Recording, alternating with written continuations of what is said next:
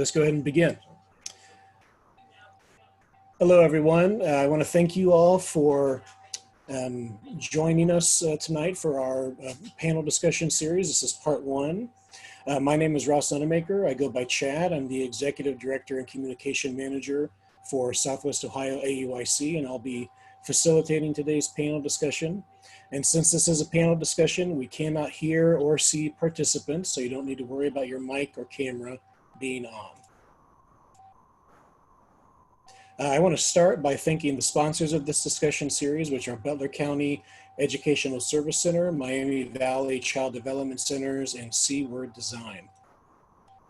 The Butler County ESC serves all the districts in Butler County, Ohio, and additional districts in neighboring counties, consisting of over 52,000 students. They're an ESC that believes in serving all families with children prenatal to 21 by being partners in shaping lives with schools, families, and communities. They provide a wide array of services, including Help Me Grow, early intervention and home visiting, central coordination for Ohio Department of Health prenatal to 3 for a 9-county region, special education preschool and state ECE, professional development, curriculum and special services for schools and communities, and alternative programming for students at Union Day.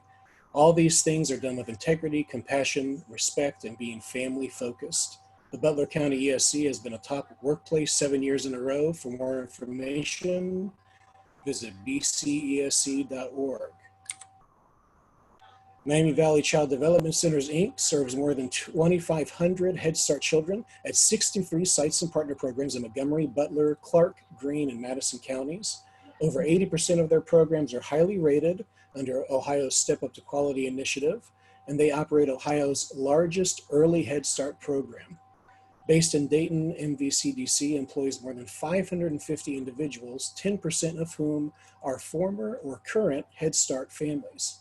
The mission of MVCDC is to deliver exceptional early childhood education and develop compassionate partnerships with families to support them in realizing their hopes and dreams. And for more information, visit mvcdc.org.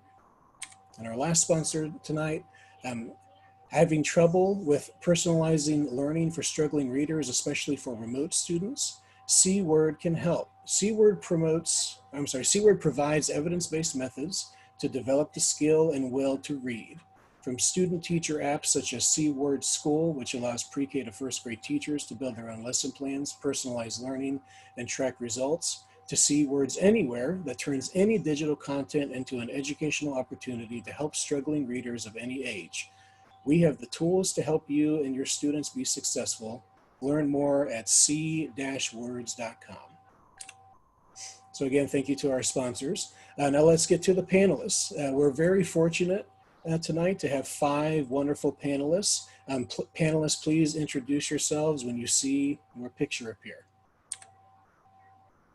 Hi, I'm Dr. Jenni Jacobs. I have been in early childhood for about 26 years in a variety of roles. I currently own and operate and develop the content for The Learning Professor. I have been a university professor, and I have done a lot of instructional design at the university level, and my dissertation revolved around online learning in early childhood with adults, but around early childhood content. Hi, everybody. I'm Rachel Konerman, and I have been a teacher in the field of early childhood education forever, for almost 19 years now. I taught for 18 years in the preschool classrooms at the Arlett Center, which is the University of Cincinnati's laboratory preschool, and I still serve the center as their studio teacher, and I also teach for the UC's Early Childhood Education Program, which is a licensure program for preschool through 5th grade teachers. And I also train in the field with awesome teachers that are working right now. Hi, I'm Jacqueline Leader, and I'm a consultant in the field of early childhood education. Just like Jenni and Rachel, I've had lots of different positions. I also teach at the University of Cincinnati in our online early childhood program. I've been doing that since 2002. I do lots of training in the field and adjunct at other universities. For 11 years, I was Miami University Hamilton's. I led their childcare center. I was director and lead preschool teacher, and I was also adjunct faculty there, led them through NACE accreditation. And I also just got my master's degree in instructional technology and design, so very applicable to what we're talking about today.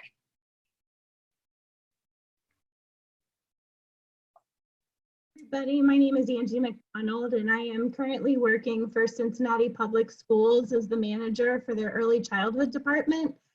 Like everybody else, I've been in the field of early childhood education for quite some time, and I've held roles as teacher and administrator and home visitor. So I have a varied background, and I'm really looking forward to talking tonight about this idea of remote learning for our youngest children, because trying to support the teachers in the Cincinnati Public School District, I want to make sure that we're doing the best job that we can for the children and families.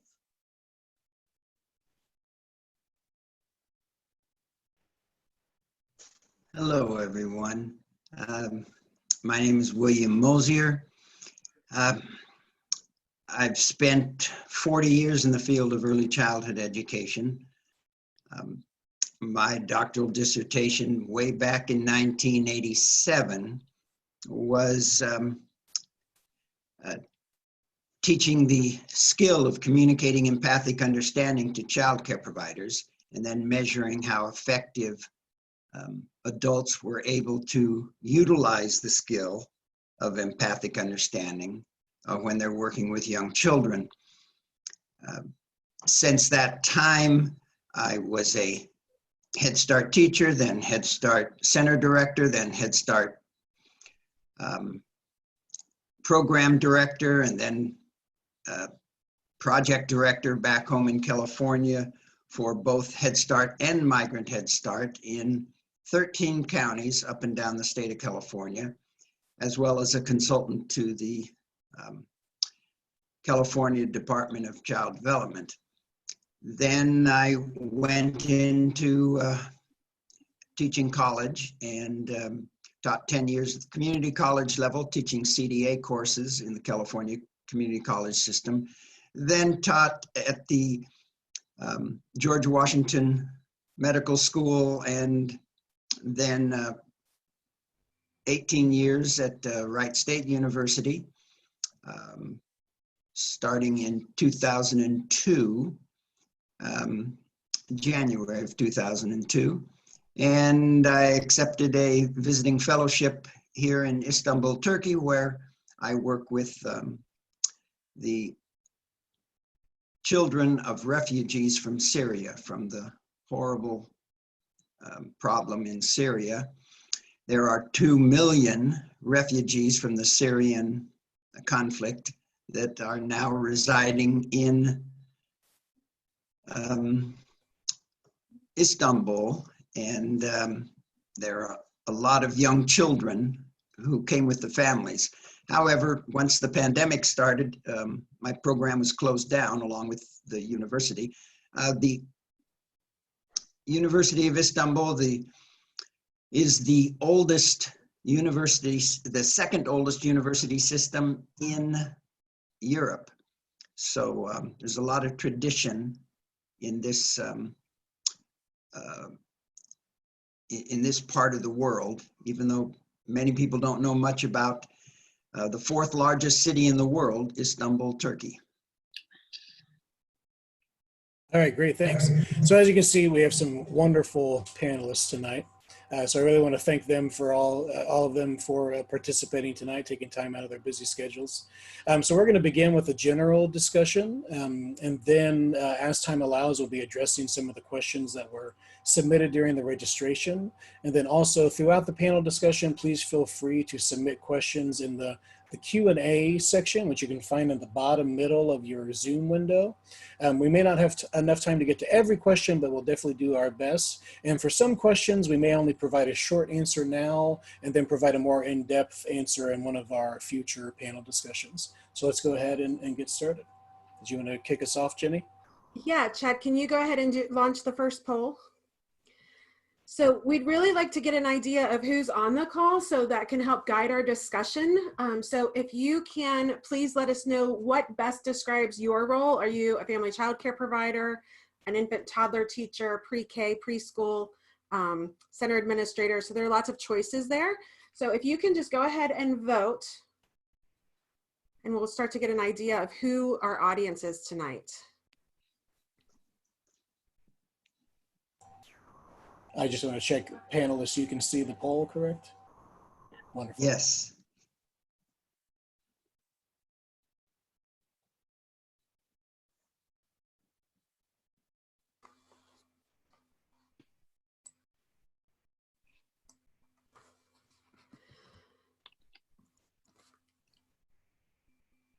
So as that comes in, Dr. Mosier, could you just talk a little bit while we're waiting on the results to come in about the children that you work with and the Syrian refugee children that you work with and some of the remote learning that you've done with them?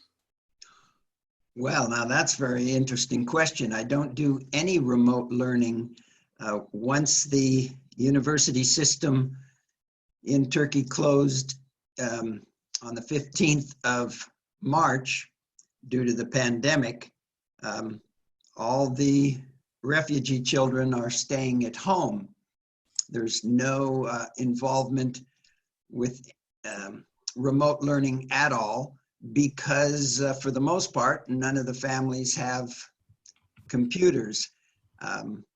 They certainly have, the families have cell phones. In modern times, 60% of the world population, even in Africa, have cell phones. But only 1 in 4 people in the world have access to internet. So that's a bit of a problem. Definitely. And I think that's a problem that we all experience from time to time, even here in Cincinnati. With some parents not having access. And I think here in the US, we take for granted that everyone is just going to have access and have some kind of device, and that's not always the case. So definitely something that I want to get into when we start talking about families and supporting families. Okay, Chad, do you have the results of where our people are at? Yeah, 50 of 54 attendees responded. 20, I'll go in order from most to least. 20 are preschool or pre-K teachers, 12 are other, 9 are infant toddler teachers, 7 are child care center administrators / directors, and 2 are family child care providers. Awesome. Awesome. That's helpful. So I wanted to start off talking about, when we start talking about remote learning, I think it's really important to ask ourselves why we're doing virtual learning in the first place. And Jackie, you and I have had lots and lots of discussions around this idea. Can you talk a little bit about your thoughts around that? Absolutely, and we have had lots of discussions as this pandemic has hit us and we're progressing through it. This is such uncharted territory. And we know in the field of early childhood, we talk a lot about what's appropriate and not appropriate. So the first thing that came into mind is really looking about why are we doing remote learning with our young children? And there's lots of reasons we might be doing this. We might be doing that important relationship building, which I think is going to be a big theme as we go on tonight. We might be doing it as a way to help do that homeschool connection, provide parents with activities to do with their children. We might be doing it as a way to give instruction. We also might be doing it because we've been mandated by our departments, by our schools to provide some sort of connection with them. Those are all really valid reasons for why we are venturing into this remote virtual learning with our young children. And it's going to help us develop that foundation for developmentally appropriate practice. It's going to help us make those decisions about why we're doing this and how we can make sure we are being appropriate with our young children as we are venturing into and continuing to do this virtual learning that's what we're all doing. And I know we've all had discussions with each other, and one of the things that has come up again and again and again is the idea of, regardless of why we started venturing into this, the bottom line of all remote learning really needs to focus on what we know about young children, and that's that they learn in the context of a relationship. Without relationships, there's really no learning. And so whether you venture into this because you're trying to gather assessment information, or you've just been told to, or you're trying to maintain connections, it's really important that we focus on this building relationships. And I think that's, it definitely changes as we think about the different age groups. For instance, I have a friend who's got a 1-year-old right now, and they're very adamant about no screen time for the 1-year-old. But once we ventured into this quarantine situation, that changed a little bit because it was the only way to maintain those connections. And at first they were very weary of even doing the FaceTime with her. But one time I called on the phone, and I was on speaker, and her daughter heard my voice and started getting super excited. So she put me on FaceTime, and I started FaceTiming with the baby, and she was so excited and so joyful about it. And so I think those are all things that we do need to take into consideration. How are we building those relationships? How does age play into it? How does the age of the child affect the different kinds of things that we're doing? And so I kind of have 2 questions for the panelists in this. So the first is, how does remote learning change based on the age of the child? And how does the presence or absence of an existing relationship influence what we do? You know, we don't really know where we're going in the future, in the fall, whether we're going to have new children coming into our programs, or is it going to be the children we already have relationships with? So how does that aspect of not knowing a child or already having a child that you know influence what we do remotely? So Rachel, maybe you could start us off with that. Sure. Yeah, I actually have had the pleasure of speaking to so many teachers in the field right now who have been doing various forms of remote teaching. And one of the questions that I asked some of them was just that. And what has become evident is that when the relationship exists, so the teachers who had a classroom that they were meeting with regularly, and then all of a sudden we're dealt this situation, we're able to pick that up in a different way, but continue that momentum and really use that foundation to be what they went from. And then teachers who had families who either enrolled later or for whatever reason they were new, they had to, it was really important for them to establish that connection before they expected them to just be able to plug right in to what was happening with the rest of the children. So that took some real specialized and intentional attention. One-on-one Zoom calls maybe, or FaceTimes, or whatever platform they were using, a conversation on the phone. One teacher even went to the child's house, socially distancing, right, and went to the yard, and then the child was at the door, so they could see her, realize she was a real person. Because what we know about young children especially, I mean, even when we're talking about children all the way through age 8, which we know applies to early childhood, but especially 5 and under, this whole screen thing even is a little bizarre. Like, are we even real? My daughter is 3 and was participating in online preschool Zoom calls. And the first one, she was really upset because she thought all the children were with her teachers somewhere else, and that she wasn't allowed to be there.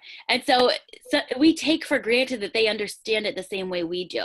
So for that family, that child needed to see the human teacher before she could understand the abstract representation of her through a screen. So it's really important to meet the families wherever they are, and in whatever way you can, to start to work on that relationship before you can expect them to be able to fully participate in the online platform. And that also had to be flexible for children, even the ones with existing relationships. So one other example was a child who had like Zoom shyness. Totally fine at group time, face to face, but for some reason seeing themselves on camera, feeling like everybody was looking at them, was too much. So they just made an adaptation for a little while, turned off his screen until he could feel more comfortable, and then worked him back up into it. So it was really important to remain flexible and understanding, and just like a part of being developmentally appropriate, one of the ones that we know is that we're individually appropriate. So it's important not to forget that individualizing, especially when it came to building that relationship, because without it, there just was not that same connection. And it's really difficult for them already to be doing it remotely and abstractly. And then without that connection with the adult on the other side of the screen, they were finding really lots of instances of just disconnection, just really difficult to reach those families without that extra layer. Those are really some great ideas to think about. Dr. Mosier, do you have anything that you'd like to add to that around either the age or developing those relationships? Well, Jenny, a couple things come to mind that are absolutely important to understand. Number one, it's what you said initially at the outset. In early childhood, relationships are everything. And so that means face-to-face eye contact, close proximity is absolutely important. And since children in early childhood, since they still believe in Santa Claus, cannot understand abstract thought, not even approach understanding of abstractions. Everything has to be not even concrete, but multisensory. Subsequently, any attempt to facilitate the learning process when it's not a one-on-one is destined to have significant difficulty, which is why when one of you mentioned the value of doing remote learning to help parents learn things that they can do, that's really where this should be focusing, not on doing some group time with young children, but rather helping parents understand their role as the child's first facilitator of learning. I've never been comfortable with that term teacher. The 10 years I taught in the inner city in St. Louis, taught kindergarten, I never called myself a teacher because learning is caught, it's not taught. I didn't teach young children anything, rather I facilitated their learning process. And the way that we as adults facilitate the learning process of young children has to be in first, at an emotional, social level, building relationship. Absolutely. I just had the conversation, I can't remember which one of you it was, but with one of you, we were talking about the importance of understanding the idea that, you know, parents often look to us as the experts and the teachers or facilitators of their children's learning. And even though in the field, we know that parents are the child's first teacher or facilitator of learning, the parents often don't recognize that. And I think that there are many parents that really shy away from that, and you know, they push that back on the classroom teachers of, you know, this is your job. And now all of a sudden it's fallen into their lap and they're not sure what to do. And I think that's one of the things we'd like to do. The second part of the webinar is going to be all about supporting parents in this time. And I want to really, really focus in on how do we do that? How do we help parents be more comfortable being that facilitator of learning? And how can we help them with some of those kinds of things? Angie, what has been your experience? You know, you've been involved in the public school system, trying to do this with preschoolers. What's your take on this whole thing with age and establishing relationships with children? I think the timing of this pandemic from a school district perspective couldn't have been better, because we had the opportunity to capitalize on the first 6 months of the school year that had already occurred, where teachers had time to build the relationship with the children and with the families. And I think to piggyback on what you were just saying, Jenny, about this idea of getting parents more comfortable, I think we as teachers have to recognize and support families in understanding how valuable those everyday experiences can be in the life of a child, and that those are the learning opportunities. So when we think about having a child who is 3, 4, or 5 years old understand or comprehend some level of math or science, we have to help them see that through the daily context of life. because not only do children learn through the context of relationship, but they learn through the context of things that are important to them. And the things that are important to them are the things that they can see and touch and feel. And so I hope that during our next session, as we think about the families, we're able to really address the idea that the everyday experience is where the learning should be. So whether that is helping to cook a meal, or helping to choose clothes, or counting the number of shoes in your house, that all of those things are what make us, make our relationships with the families probably equally as valuable as our relationship with the children, if not even more so. Yeah.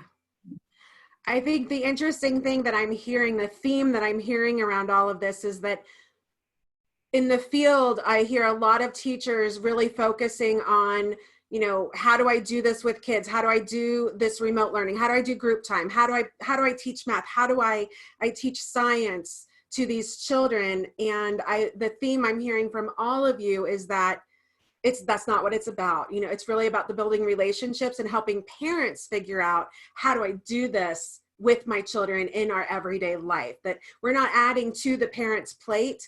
We're just helping parents figure out how to recognize what they're already doing that can facilitate these skills. And I think that that's a really nice segue into the next thing that I wanted to talk about tonight, which is developmentally appropriate practice. We all know that, and Chad, if you can launch the next poll while I do this introduction, that would be awesome. We'd like to get some information on how many of you are doing some type of virtual learning right now. But as we start thinking about virtual learning, we all know what DAP looks like in a classroom setting. We're all experts in what we do, and we know what that looks like. How does that change when we move to remote teaching, or does that change when we move to remote teaching?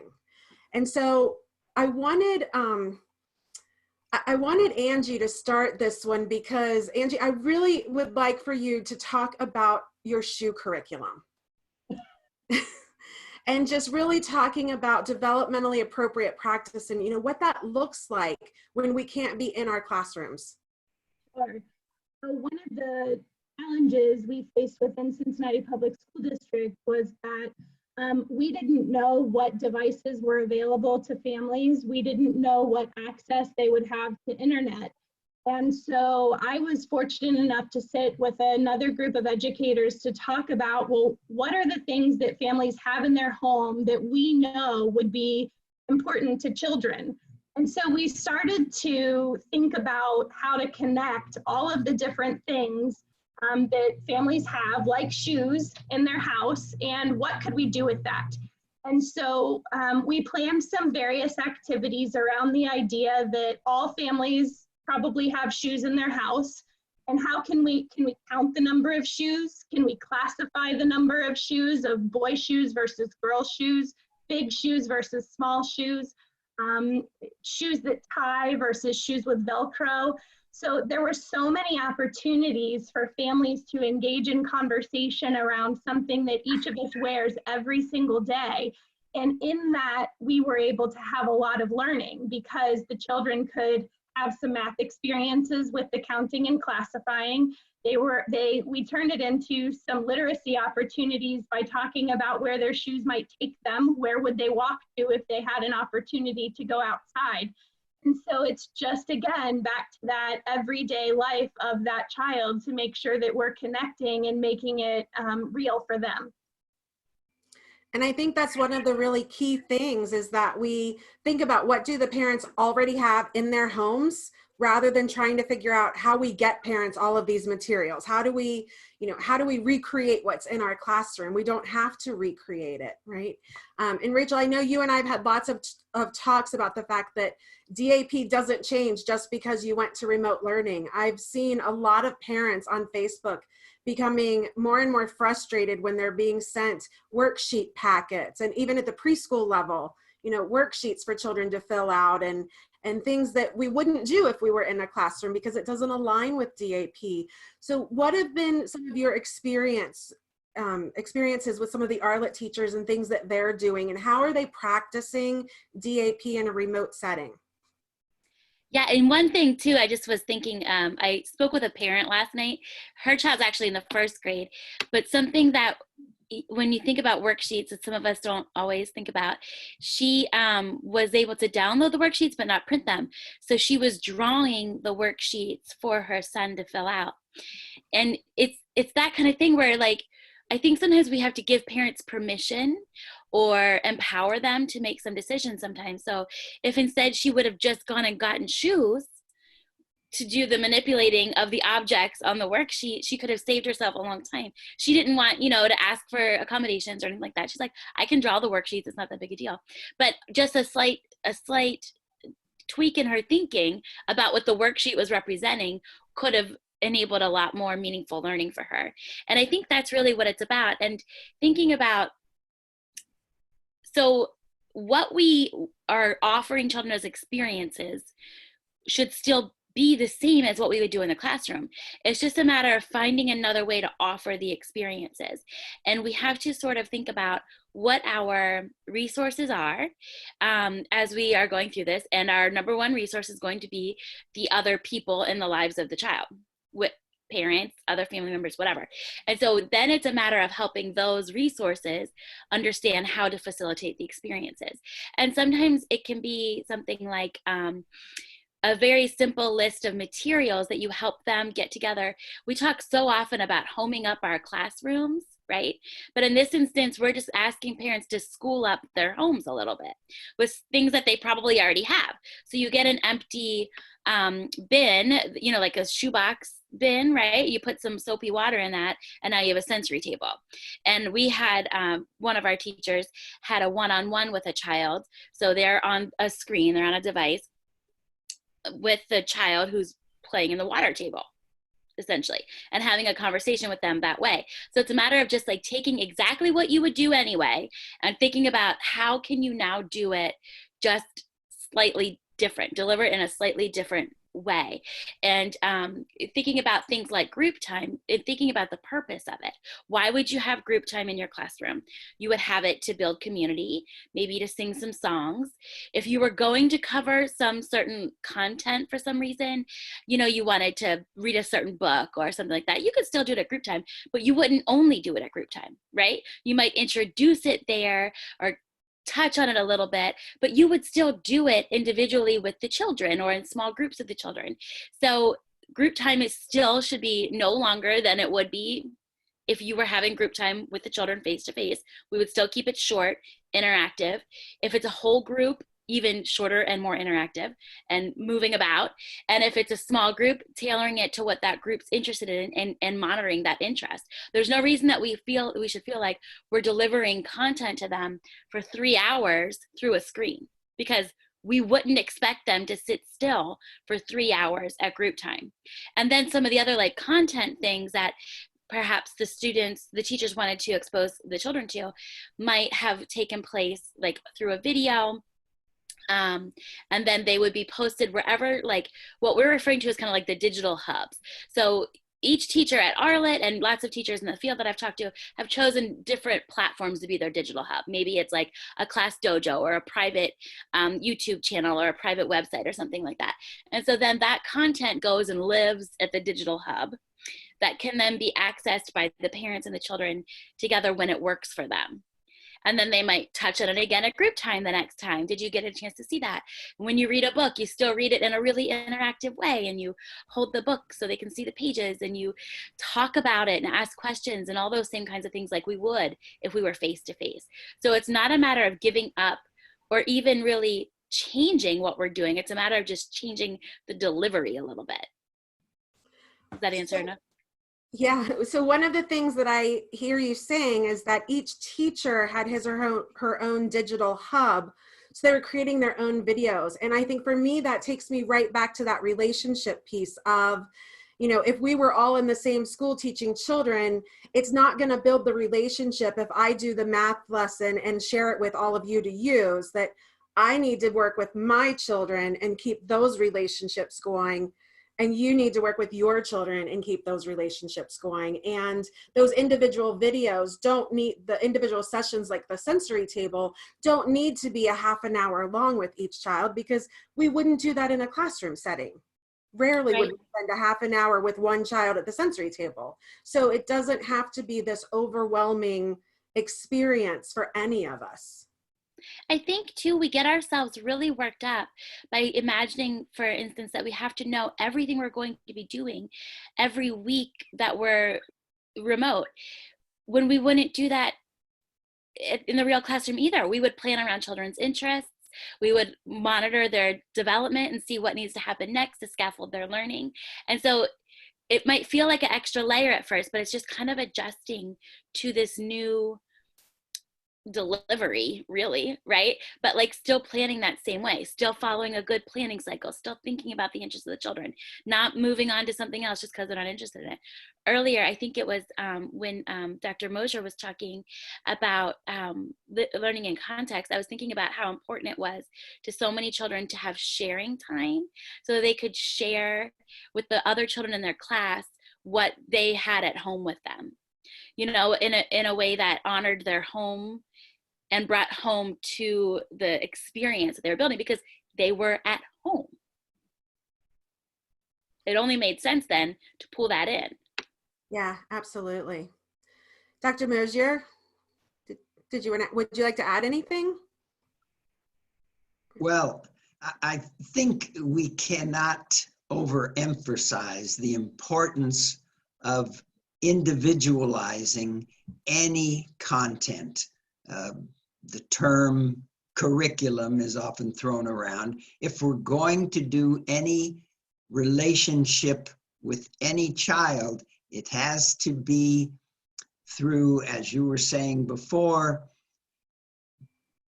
evolving around what the child, him or herself, can relate to, not some idea that the adult has that we think we should teach to the child, because of the absolute importance of accepting that young children are egocentric, and in their world they have to understand where the information that they're receiving is coming from in terms of what they can already relate to. If they're going to have to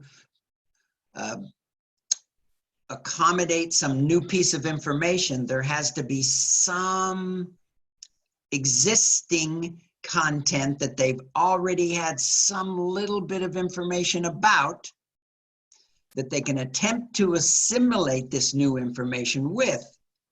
And when they can't, then that new information will be accommodated by what their existing experience and exposure was. Yeah, I think the challenge for teachers is not necessarily going to be coming up with these activities, but rather taking advantage of these optimal moments that might happen out of the blue with children as they're building those relationships. And the key is going to be in being able to translate that into the kind of learning that was actually happening to administrators and other people who might not realize that. And before I get into this next piece, Chad, can you share the results of the poll with us on how many people are doing remote learning? Yeah, I think I can just share it directly with you. I think I just learned something new. Awesome. Can you see it? All right. Yeah. Great. Cool, cool. Yeah, so 51% are using Zoom or some other platform. 26% are new to this. So that's really good information. Thank you, Chad. So Jackie, this leads me to a conversation that you and I have, and I'd like for you to start first with something you and I talked about earlier around the digital hub idea and privacy.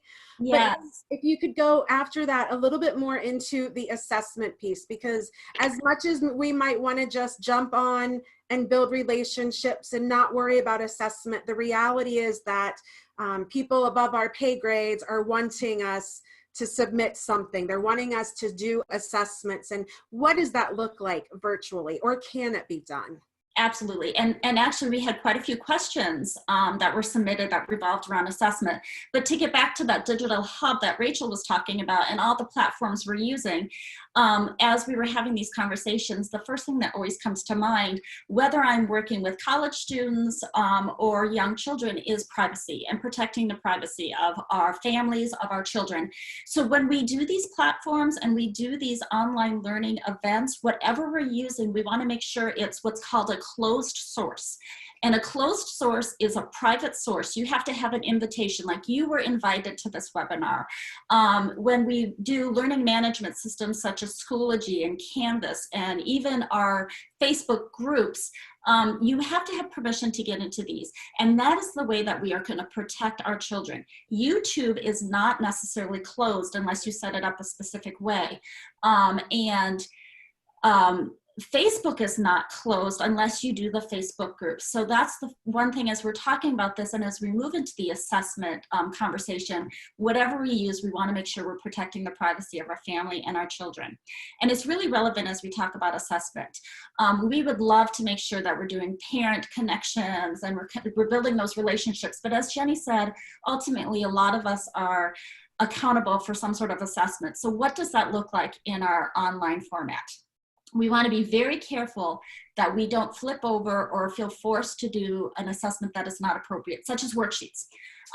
We know that's not how we assess our young ones. When I develop instruction for other learners, that might be a way that I can assess them, but it's not appropriate for our young children. So we want to look at what we do every day in our classroom, authentic assessment, that real life, systematic over time assessment in the real world setting. I was thinking of Angie's example of shoes and having them sort and classify shoes. We can assess that in many different ways. We just have to think about, what does that look like? We're going to tap into our parents. We do this for ages and stages already. Any of you that are using the ages and stages developmental screener, we know our parents have developmental knowledge of where the children are. So we're going to tap into that resource. Just like Rachel said with other things, and Angie said too, we're going to tap into that resource. When we're in the classroom and we assess through observations, we assess through work samples, writing samples. The children dictate stories to us. We listen to their conversations. We're going to do that in our online environment as well. As we listen to the conversations, so I was thinking of puddle jumping. We've had so much rain and so much flooding right now. You know our children are outside puddle jumping. And we can talk about how come the ground has so much water on it. It's saturated. Things like that. Listening to the conversation that our children are having in the classroom. And that is where we're building those interests. That's how we're tapping into the interest. As Rachel said, the sharing, what do I have in my home? We can talk about those things as we do some of these events and group times and things like that. So we're still listening and finding out the interest of the children. We can also do some things with the technology. Technology is a great thing now. So there are some tools we can use. We can set up things like, I want to call them discussion boards, but ways that parents can post pictures as long as it's a closed source. I just showcased an application in a workshop I did at University of Cincinnati called Padlet. And basically it's like a big corkboard, if you will. And anybody that is invited can post pictures and comments on this. So I was thinking of Angie's shoe thing. And if she set up a Padlet and invited the parents to this, this forum, they could post pictures of the way the children sorted the shoes, or they could post how many shoes they had and they could write a comment. This is ways that we can informally assess our children while maintaining that authentic assessment aspect. Another thing to consider, again, with some of the stuff Rachel and Angie were talking about, is as we suggest activities like Angie's shoe activity, we can also give the parents some information about things like, tell me a story about your child in this activity. What did they enjoy doing? What did they struggle with? These are things that we answer in our assessment all the time. And so getting that information from the parents will help us. You know, if they're saying, well, they really struggled, they didn't know that there were 5 shoes in the circle. That tells us a lot about their math development and where to take them next. And so these are ways that we will maintain that assessment in the authentic way. The other thing to consider is, one nice thing with some of the technology we're using, such as Zoom, is that we can tape it. This call is being recorded that people can watch later on. What a great resource for us as teachers. When we assess in the classroom, it's real life, real time, and we are rushing to get everything down. We can go back to these videos that we're having with the children, and we can use that as a form of assessment. What did they say? What conversations were they having? What did they show interested in? What did they say they had at home? These are things that we can definitely utilize and tap into, because the technology is there for us. So this is one of those advantages in technology that can really help us in the assessment process. So we have a question, and this is something that I think we've talked about a little bit, and it gets us into some of the pitfalls and issues that might come up. Will parents take the time to post pictures of that process? That is a great question. Parents don't get involved. That's a great question. And I think that parents getting involved, which I think we'll talk about a little bit in the next session, as well as that parent relation. Yeah, some parents aren't going to get involved, and unfortunately, we're going to have to accept that. Other parents will. I think, Rachel, you said you had like 50%, maybe Angie said about 50% of them doing something. So they may not take that. However, if they see other parents doing it, they might take advantage of it. Most everybody has phones that have either video capability or the capability of taking pictures. So it's really easy. So part of it, I think, to help encourage parents is showing them how to do it, showing them how easy it is, making sure we're using tools that are user-friendly. Like I said, the Padlet was really easy. I learned how to do it in like 5 minutes and was able to then teach other people how to do it. So that is a pitfall, is either lack of technology, lack of motivation, or lack of knowledge how to use the technology. So just as we're helping the parents with activities to do with their children, we can also help the parents with some of these ways to post this assessment, to help the assessment, and to ultimately let them know that the information they're giving us, that they are seeing, is ultimately helping them, their children, and our building of relationships with the families. So it's a win-win situation. But you're absolutely right. You probably won't have all of the parents do it, which happens in all of the stuff you do in preschool a lot, right? We have different levels of parent involvement, parent engagement, and it's finding ways to help increase that engagement. And then so you put into place certain things that the majority will take part in. You want them to be consistent. You want to use the same platform throughout as much as you can. Yes. Consistent things, and we had teachers maybe put out a question video on a Monday, like, I went for a walk in my backyard today and I found this living thing, that living thing, and this living thing. Go out with your family and see what you can find, right? And so then throughout the week, then they might be participating in that way. One classroom was using Class Dojo, which is, I think, another platform that's out there that is secure in a way to do that, really user-friendly. But then what you do is you look at that, you analyze the data you're getting, how many families are participating, who's not, and then maybe you send them a personal email or a text or whatever way that is the best way to communicate. And that way we up the percentages a little bit. There will always be a few, just like when they are coming to school, that we have a hard time reaching, right? And we still do our best. We do everything we can to reach them still. But if we put out a really good bottom layer that gets most of them, and then we can try a little bit more all the way up, and try not to get too discouraged and realize that we all have off weeks. I mean, as a mom, besides being everything else, right? I totally blew a whole week of online preschool for Elsie. I was like, whoops. And then we just started again next week and did our best. And her teachers were really wonderful and really understanding. And we're working hard to make this a meaningful experience for all of us and not one more thing that had to be done. And I think that's a great thing, is accepting, reaching out to the families. It may be that they can't or don't know how to post, but you have a conversation with them. And I say, hey, Rachel, that's great. Can I post this on our group board and share what your daughter did with the sorting of the shoes? So we might have to add that extra layer for our parents for various reasons. But I think you also make a really good point, a point not just for parents, but a point for all of us teachers as well. We're in uncharted waters right now. We are trying everything. We are balancing so many things, so many changes, so many unknowns. We're going to make mistakes. We're going to forget. We're going to try new techniques that we're going to go, that did not work at all. We do that in the classroom all the time. We're going to have parents that go, I can't do that. And you realize this set of parents, this technique's not working for them. We try something new. We're an amazing group of people that are listening, and you're doing so many wonderful things in there. Allow yourself to try something and have it not work so well, and try something else. I think when we model that for our families, that we're going to be flexible yet persistent and creative, it allows them the opportunity to do that with their children. And so again, that takes us back to where our roots really are in early childhood, of just recognizing that sometimes something doesn't work, and that's okay. And we're gonna do it differently so that it can work for you. This has been an amazing discussion, and I can't believe we're almost out of time already. I could talk for another hour about this for sure. So I'm glad we have a couple of more sessions coming up, but I wanted to give each presenter an opportunity to just give us, you know, a 30-second or 1 minute sort of wrap up. If you wanted people to walk away with one thing tonight, what would that be? And Dr. Mosier, I'm going to start with you. All right. Well,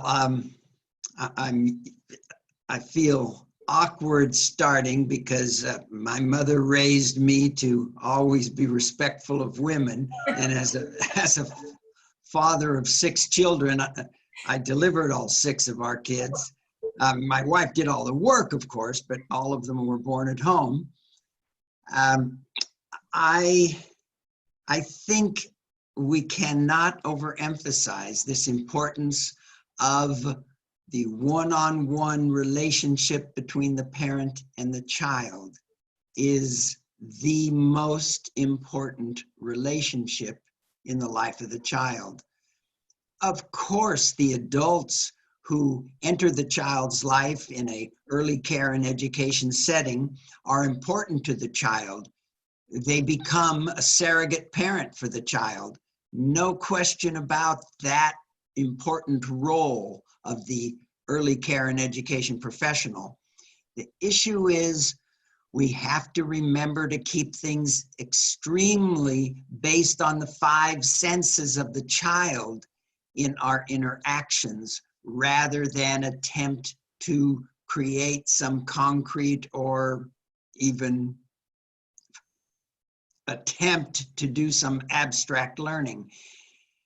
For example, it is very common for people to assume that if you're going to read a book to a child and that book is about some animals, cutesy, yes, brown bear, that's a cute book, but the research in the literature is unequivocal. If we want to help young children understand a concept, you have to talk about real people.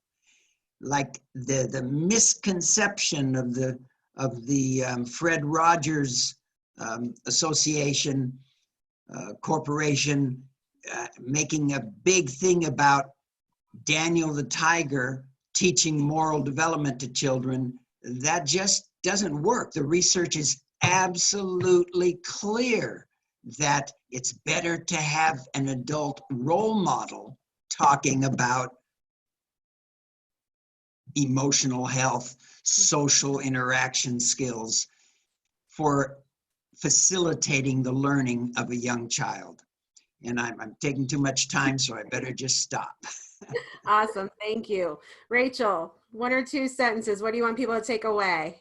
Well, you know, it's hard for me to do anything in 1 or 2 sentences, but That's my husband and I just had that conversation last night as Elsie was watching Daniel Tiger for the umpteenth time.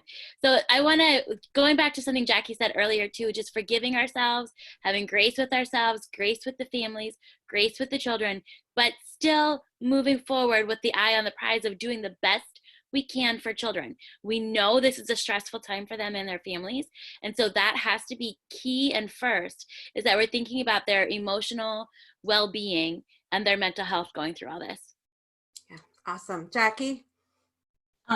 I totally agree with what both of our panelists have said so far. And I want to remind everybody that you are talented people in the field.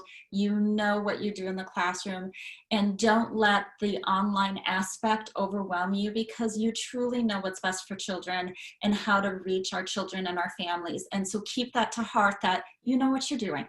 It's just looks a little bit different online, but stay true to what you know is what you do every day in the classroom. Great. Angie? I just want to remind people of is to be authentic with your children and to help them be authentic to who they are. So that will keep the learning as real and moving forward as possible. That's awesome. And if I could leave everyone with one thing, we did have a question about developmental disabilities, and we're not going to have time to get to that this time, but we will get into it in our next session. But if I had one closing thought, it would be to just remember the importance of relationship building with both children and their families. And in the words of Brene Brown, just assume that everyone is doing the best that they can. It might not be your version of the best, but it's their best. And if we just assume the best, we can all have a little more compassion. So Chad, I'm going to turn it over to you to wrap things up. Okay, great. Well, thank you to all the panelists. I just wanted to give you some quick updates here. We do have some other upcoming virtual events you might be interested in. On Saturday, the 23rd at 1:30, we have a webinar titled, "Are You Talking to Yourself or Listening to Yourself?" Which will be a conversation and strategies for wellness with Bob Welker. If you want to learn about that, you can visit bit.ly/0523 wellness. And I will paste that into the chat before we're done. And then we also have a series of trainings completely free that are Ohio and Kentucky approved, conducted by Jenni Jacobs. Those are filling up fast. If you want to get in on those, there are 4 different trainings that are 3 hours of training each, completely free. You can visit bit.ly/SWO, capital free, capital OA. So that's bit.ly/SWO free OA, and I'll paste that into the chat before we're done as well. And then we're also going to have at least 2 more of these sessions, and I'll be sending information on that tomorrow. So be sure to keep your eyes on your email, check out our Facebook and our Twitter pages. Information will go out on there. And the next session will focus on supporting parents and families. And then the session after that, we'll be looking at young children and screen time and probably some more generalities. But I think the next session will be able to fill the entire hour just with how to support parents and families. And then maybe we'll do another one after that, because I feel like there's so many things that we weren't able to really get into. So again, that concludes part 1 of our panel discussion series on families, children, and remote early learning. Thank you to all of our attendees, panelists, and sponsors. We had about 100, almost 120 people that registered for this event. Remember, again, information on part 2 is going out over email and social media tomorrow. And if you have any questions, email us at info@swayze.org. And thanks again to everybody, and enjoy the rest of your day. Bye. Have a good night. Thank you. Thank you. Thank you. Thank you very much.